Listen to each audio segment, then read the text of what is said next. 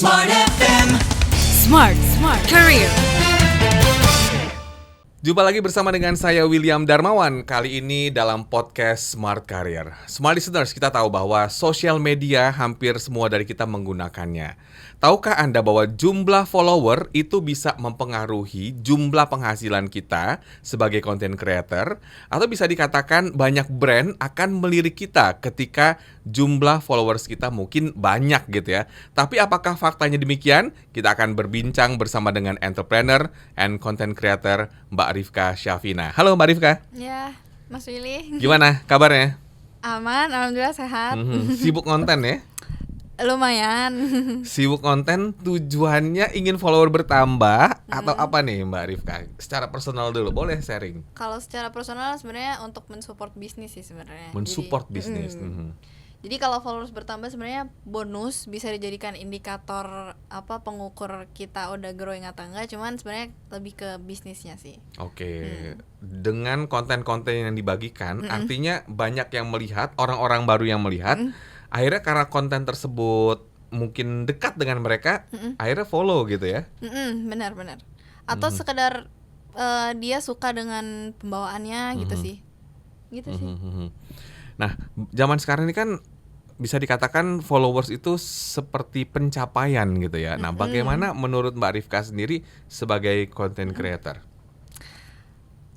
Kalau pencapaian bisa jadi pencapaian buat sebagian orang, cuman kalau misalnya dia beli ya nggak jadi pencapaian kan, karena kan nggak dicapai kan, dia beli gitu sih paling. Kalau misalnya ada orang yang ya biasa aja lah gitu, kalau misalnya followersnya banyak gitu, mungkin karena dia belum tahu potensi apa yang bisa digali dari punya atensi atau punya followers orang gitu. Karena kalau zaman sekarang kan the new currency is the attention ya gitu. Jadi atensi itu adalah mata uang yang baru gitu. Gitu sih. Maksudnya apa itu? Kalau kita bisa mengendalikan atensi orang, itu kita punya peluang untuk lebih kita punya kuasa yang lebih, kita punya power yang lebih. Karena gini, kita bangun tidur buka HP, scrolling sosmed, ya kan. Jadi konsumen, jadi buruh atensi terus gitu. Jadi konsumen konten-konten di luar sana gitu. Jadi ketika kita bisa mengambil atensi orang-orang ini, kita bisa ngedrive mereka sebenarnya. Kita nih pengen mereka beli kah, ikut member kah misalnya, karena kita udah punya atensi mereka gitu. Jadi apapun yang kita lakukan pun mereka akan lebih aware gitu dibanding orang-orang yang dia tidak punya atensi gitu. Gitu sih. Oke, untuk content creator ini kan juga semacam harapan nih bagi mereka ingin menambah jumlah followers. Apa yang harus dilakukan supaya jumlah followers real itu bertambah secara organik ya, lebih tepatnya? Kalau secara organik sebenarnya itu harus temuin dulu strength-nya dia apa sebenarnya.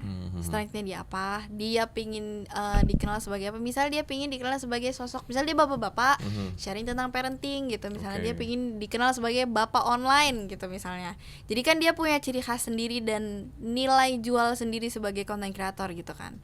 Dia udah tahu strength-nya dia apa. Dari situ dia bisa membuat output konten yang lebih menarik dan lebih mendatangkan orang-orang yang sama ininya, interestnya juga sama gitu. Sefrekuensi gitu ya, yang selaras gitu. Yang selaras sih ya, gitu sih paling ya.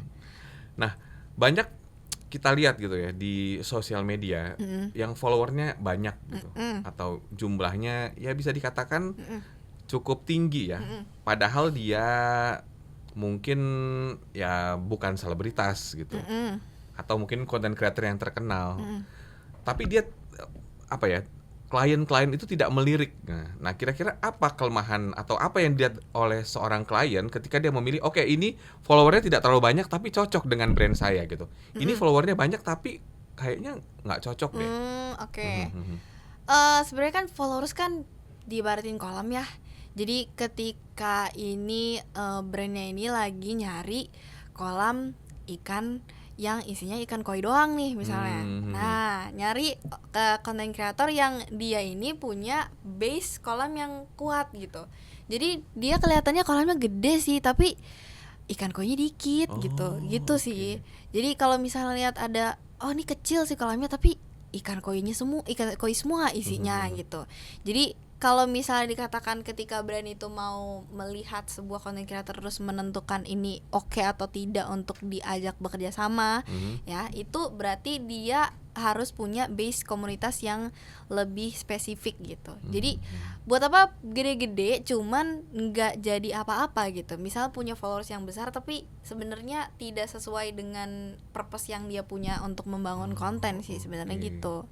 Kolamnya besar tapi nggak ada ikannya, atau ikannya cuma satu ikannya gitu kan? kecil ya, atau ikannya terlalu bervariasi sih. Oke. Gitu. Karena ada ikan koi, ikan lele, akhirnya bingung kan? Karena sebenarnya gini, misal si brand ini nyari ikan koi Yeah. gitu, dia bayar orang punya kolam gede, tapi sebenarnya ikan koi yang ada di kolam itu dikit gitu ya. Tapi dia bayarnya pakai rate seakan ikan koinya itu banyak gitu. Karena dipandang kolamnya gede berarti ikan koinya banyak nih gitu. Jadi dia bayarnya rate dengan harga yang mahal gitu. Padahal sebenarnya yang dia dapatkan kecil gitu. Nggak se-efisien itu sih budgetnya dialokasikannya gitu. Dan brand juga sebetulnya sudah mulai paham ya soal ini. Ya, pasti karena dia pasti punya tim yang research kira-kira kolam mana nih yang pingin kita ajak kerjasama gitu. Bisa dikatakan bahwa jumlah atau angka yang tertera di sosial media itu juga bukan menjadi jaminan brand-brand akan masuk gitu ya. Karena brand juga akan melihat lagi mana yang tepat dan mungkin betul ya ikannya banyak gitu ya yang sesuai dengan tujuan mereka. Iya sih gitu. Pasti ngelihat kira-kira ini followersnya gede tapi kira-kira efisien nggak, sesuai nggak gitu sama targetnya mereka gitu. Apakah tips ini juga berbeda di tiap platform? Karena kan ada TikTok, ada Instagram gitu ya. Berbedanya gimana maksudnya? Ya apakah juga sama gitu polanya? Karena kan kalau saya lihat ya di TikTok itu kadang kita posting itu banyak banget view yang kita orang nggak kenal gitu. Oke. Kalau tiap platform pasti behaviornya beda. Jadi kalau misalnya di TikTok itu behavior dasar orang buka TikTok adalah dia nyari entertainment gitu. Dan tipikal behaviornya adalah ketika dia ngelihat konten itu dia tidak terlalu attach tuh apa bahasanya terikat dengan si konten kreatornya. Dia cuman ya udahlah ini konten aja gitu. Nah jadi makanya banyak kasus di mana kalau misalnya di platform TikTok itu orang viewersnya banyak tapi followersnya nggak sebanyak itu gitu. Betul. Karena si audiensnya behaviornya seperti itu gitu. Dia nggak yang aku harus connect banget nih dengan konten kreator ini gitu.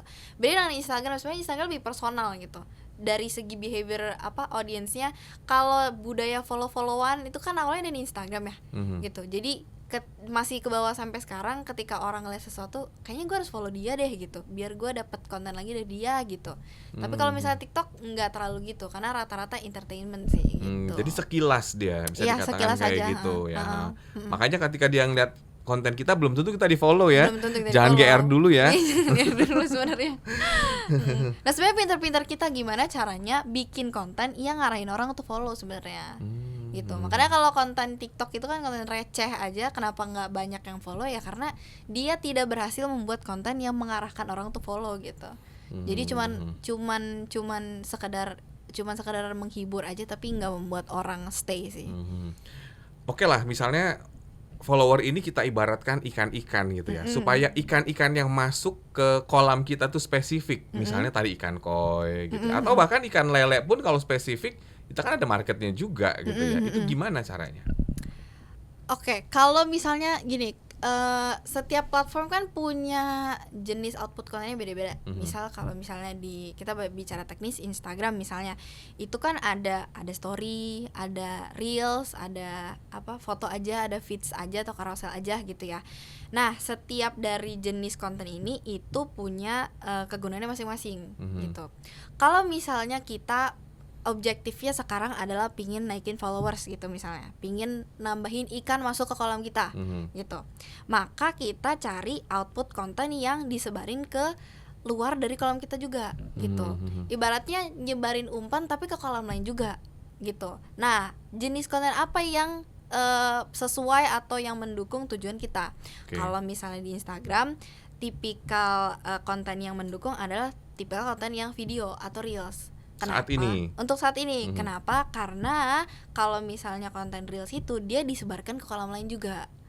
Kalau misalnya yang carousel, dia disebarkan ke kolam kita doang.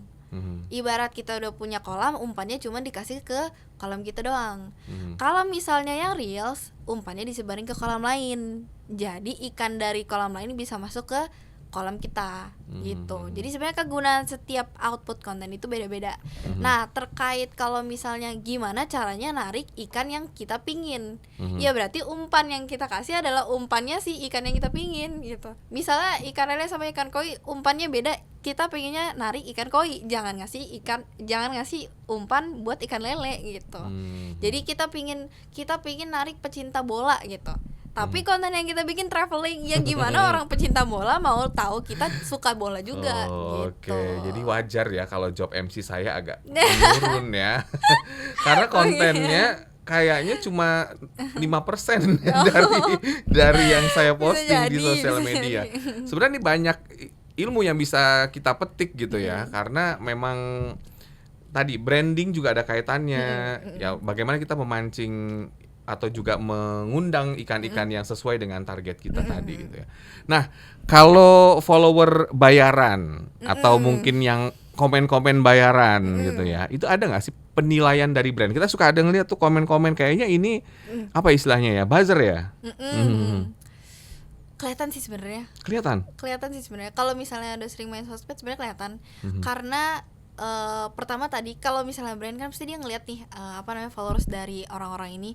Ketika misal dia pingin masuk atau kerjasama sama si konten kreator A gitu, pasti kan dia ngeliat dulu nih followersnya nih. Misal dia adalah konten kreator yang bahas tentang parenting, tapi kok isi dari followersnya kok orang-orang yang kok anak muda ya gitu, kok nggak sesuai ya. Harusnya kan dia parenting, dia bahasnya tentang cara menjadi orang tua, harusnya lebih banyak orang tua gitu. Nah itu akan kelihatan sebenarnya dari profil followersnya gitu. Nah kalau misalnya udah sering lihat sosial media, itu sebenarnya akan lebih sensial, lebih ada lagi gitu. Ketika misal kita ngelihat sebuah akun followersnya gede, tapi ketika ngelihat engagementnya, kok yang like cuma 1 ya gitu, yang like cuma 2 tapi followersnya ratusan ribu gitu misalnya. Karena kalau misalnya skemanya gini, kalau misalnya beli followers itu akun-akunnya itu biasa akun-akun bisa jadi akun spam, akun-akun yang sama Instagram itu di tag sebagai akun-akun yang cukup suspicious ya, agak meragukan gitu akun-akunnya, atau dia punya atau dia pernah melakukan aktivitas yang bisa berpotensi untuk diblokir sebenarnya sama si Instagram itu gitu. Jadi ketika beli followers itu sebenarnya kita balik lagi, kita beli ikan-ikan yang sebenarnya kita nggak mau sebenarnya, ikan-ikan catat sebenarnya gitu. Kok gitu ya, ikan-ikan apa? Sebenarnya ikan-ikan catat yang bentar lagi mati sebenarnya. Gitu. Jadi dikasih makan umpan juga nggak mau dia. Gitu sih sebenarnya. Dikasih umpan nggak mau gitu ya. Jadi sebenarnya sayang gitu. Kenapa beli kalau misalnya bisa bangun gitu? Baik. Karena kalau bangun juga lebih kuat gitu at the end. Punya base komunitasnya lebih kuat gitu. Baik. Wah, menarik ya apa yang diperbincangkan, tidak terasa loh sudah habis sesi ini ya. Terima kasih banyak ya Mbak Rifka, sukses selalu. Nanti kita akan berbincang lagi dengan topik-topik menarik lainnya.